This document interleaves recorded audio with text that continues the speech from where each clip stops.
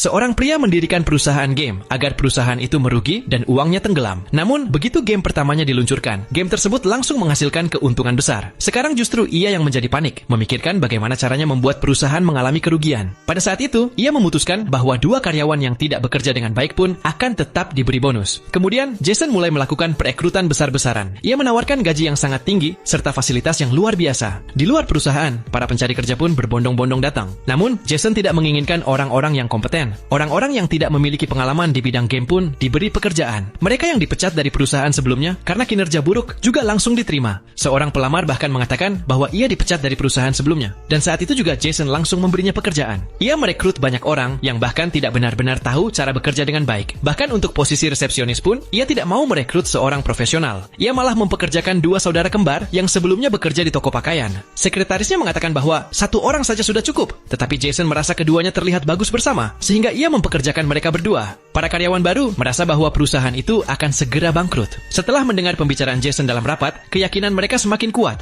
Di perusahaan tersebut, karyawan diberi kebebasan penuh untuk berbicara. Tidak ada larangan datang terlambat. Jason membuat aturan bahwa setiap karyawan wajib menggunakan fasilitas gym dan hiburan perusahaan setidaknya 4 jam setiap minggu agar kesehatan mereka tetap terjaga. Aturan kedua adalah, setelah libur dan pada hari pertama masuk kerja, semua karyawan boleh menentukan sendiri jam kedatangan mereka ke kantor. Aturan ketiga, tidak akan ada lembur sama sekali di perusahaan itu. Mendengar semua itu, para karyawan merasa bahwa bos mereka agak aneh. Setiap sore, Jason sendiri berdiri untuk memastikan semua karyawan pulang tepat waktu. Namun yang terjadi justru sebaliknya. Dengan fasilitas yang begitu baik, semangat kerja para karyawan malah meningkat. Mereka dengan cepat berhasil membuat sebuah game baru. Melihat hal itu, Jason menjadi panik. Ia mengatakan bahwa semua orang bekerja terlalu keras pada proyek tersebut. Ia menyarankan agar seluruh tim pergi ke Maladewa untuk kegiatan team building. Namun, jelas terlihat bahwa ia hanya ingin menghentikan pekerjaan, sehingga usulan itu tidak disetujui. Kemudian, Jason berkata bahwa semua orang sebaiknya pergi ke perusahaan lain untuk belajar, dan ia akan mengadakan berbagai perjalanan belajar berbayar bagi para karyawan.